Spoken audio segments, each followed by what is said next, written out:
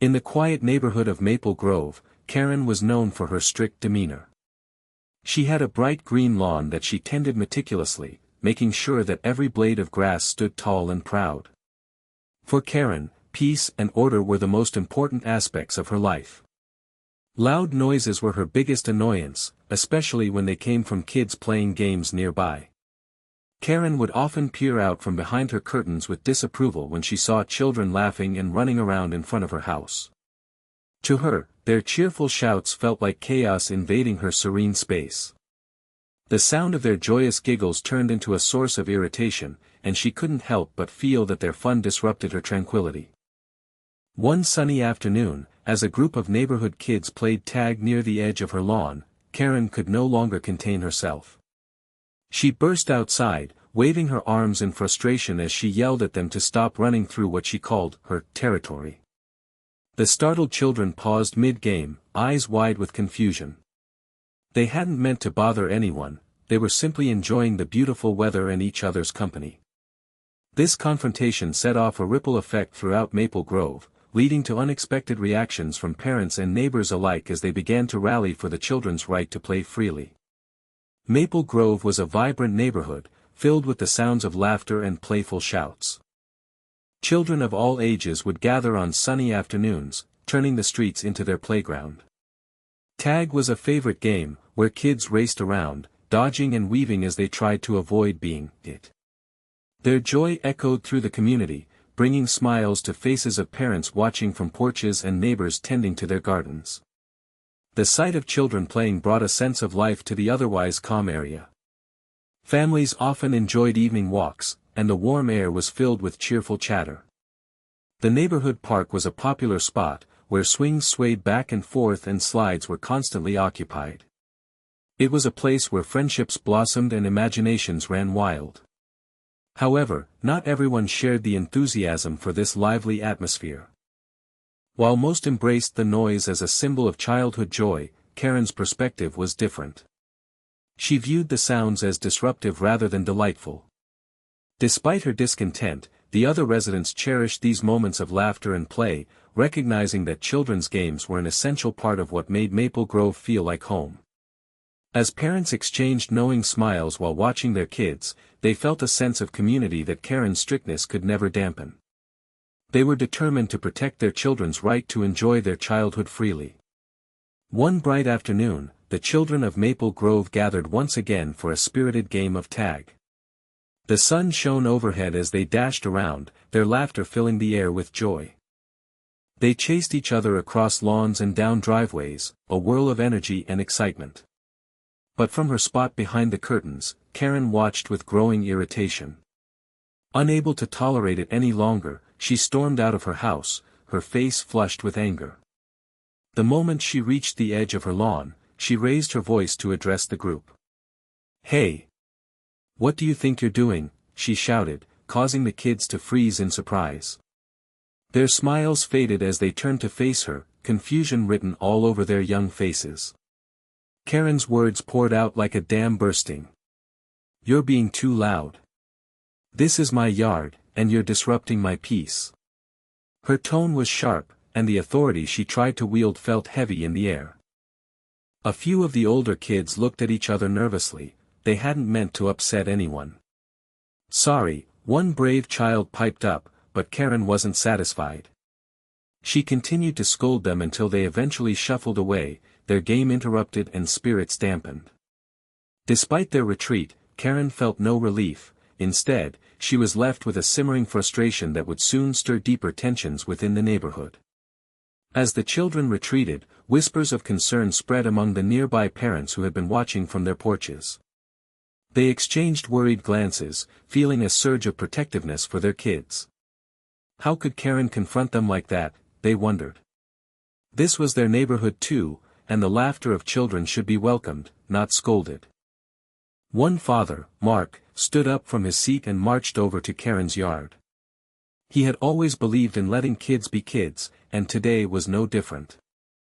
"Excuse me, Karen," he called out, trying to keep his tone calm despite his irritation. "They're just playing. This is a neighborhood. Isn't it important for our children to have fun?" Karen crossed her arms and huffed in response. It's disruptive. They need to respect my property, she insisted, her voice taut with tension. Mark shook his head. Playing tag is part of growing up. We all want our kids to have happy memories here. You can't expect them to be silent while they play. More parents began to join Mark, nodding their heads in agreement. They felt united in defending their children's right to enjoy outdoor play without fear of reprimand. As voices rose in support of the kids, Karen realized that her actions had sparked a fire she hadn't anticipated. A community standing together against her strict rules was beginning to form. As the sun began to set over Maple Grove, the atmosphere shifted from playful to tense. After Mark's confrontation with Karen, groups of parents gathered outside, their voices low but filled with determination. They exchanged stories about how Karen's behavior had affected their children and the joyful spirit of the neighborhood. Has she always been like this? Linda, a mother of two, asked, frowning as she recalled past encounters with Karen. I can't believe she yelled at the kids for just playing tag. I know. It's not like they were causing any real harm, responded Tom, another parent. We can't allow one person to ruin the fun for everyone. If kids can't play freely here, what kind of community are we creating? Gradually, frustrations turned into action. More parents began to share their own negative experiences with Karen's complaints over the years. They discussed how her strictness created an unwelcoming environment and that her attitude was impacting the sense of community they all cherished. Fueled by collective concern, they decided it was time to address the situation formally. They agreed to approach the Homeowners Association, HOA, with their complaints, feeling empowered to stand up for their children's right to play without fear. The tension in the air was palpable. It was clear that this situation would not only challenge Karen but also strengthen the bond among the parents in Maple Grove. Amidst the growing tension in Maple Grove, a neighbor named Susan began to notice another issue adding to the frustration surrounding Karen. Susan lived a few houses down and had always loved the peaceful sounds of nature in the neighborhood. However, lately, she found herself increasingly disturbed by the incessant barking of Karen's dogs during the day. As she tried to work from home, the loud barking made it nearly impossible to concentrate. After hearing complaints from other neighbors, Susan decided to take action. She recorded a video over several days, capturing the relentless noise as Karen's dogs barked at anyone who walked by or even rustled leaves in the yard. Sharing her recordings with fellow parents, Susan highlighted how Karen's dogs were actually creating more disruption than the children ever had. The video spread quickly among neighbors, fueling their collective frustration about Karen's complaints regarding the kids playing tag. They felt empowered by Susan's evidence, believing it could serve as a stronger argument when presenting their case to the Homeowners Association. With this new angle, they aimed not only to defend their children but also to bring attention to Karen's own disruptive situation. The cycle of complaints began to feel like it was turning back on Karen, deepening the conflict in Maple Grove. As the video of Karen's barking dogs circulated among the residents of Maple Grove, it quickly became a topic of heated discussion. Neighbors who had previously felt powerless now found a common cause and rallied together, sharing stories of their own frustrations with the noise. The recordings revealed not just the volume of the barking but also how frequently it interrupted their daily lives. Parents and residents began discussing how they could take action, and many decided it was time to voice their concerns to the Homeowners Association, HOA. They gathered evidence from Susan's video, along with notes about their experiences dealing with Karen's dogs. One by one, they lodged formal complaints, highlighting how the constant barking was more disruptive than any child's game of tag. The HOA soon found itself inundated with concerns from multiple families about Karen's dogs. This mounting pressure prompted them to consider drafting a new noise ordinance targeting excessive pet noise during the day. As word spread that the HOA was taking these complaints seriously, more residents joined in, eager to contribute to a solution. The shift in community dynamics was palpable. No longer were the parents merely defending their children's right to play, they were now taking a stand against what they saw as Karen's unreasonable behavior. The conflict had reached a boiling point, setting the stage for significant changes in Maple Grove. In response to the growing complaints from Maple Grove residents, the Homeowners Association convened a special meeting to discuss the issue of excessive dog barking. The atmosphere was charged with emotions as parents passionately shared their experiences and frustrations about Karen's dogs disrupting their daily lives. Armed with evidence from Susan's video and testimonies from multiple families, they made a compelling case for change. After thorough discussions, the HOA decided it was time to draft a new noise ordinance specifically targeting excessive dog barking during the day. The board members recognized that while pet ownership brought joy to many residents, it should not come at the expense of neighborhood peace. As they crafted the ordinance, they ensured it included clear guidelines about acceptable noise levels and designated quiet hours. When the new ordinance was announced, it was met with a wave of relief and approval from the majority of residents. They felt empowered that their voices had been heard and that action was finally being taken against the disturbances caused by Karen's dogs. The ordinance stipulated that pet owners would need to take measures to control their dogs' barking or face fines. This development marked a turning point in the conflict between Karen and her neighbors. With newfound support from the HOA, parents felt more confident in allowing their children to play freely again, knowing that there were regulations in place to maintain harmony in their beloved neighborhood. As the new noise ordinance took effect in Maple Grove, Karen felt the weight of its regulations bearing down on her.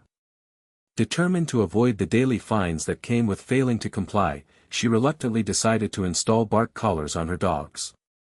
The thought of slapping a collar around their necks made her uncomfortable.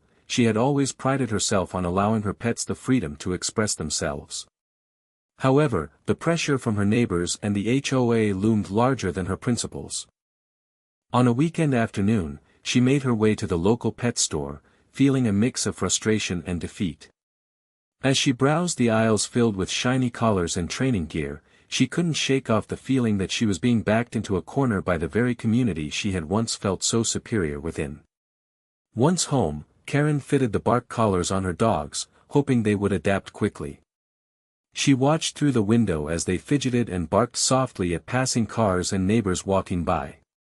Each time they barked, a slight vibration from the collar reminded them to stay quiet.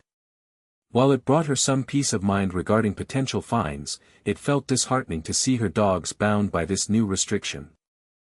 As time went on, Karen realized just how different life had become in Maple Grove.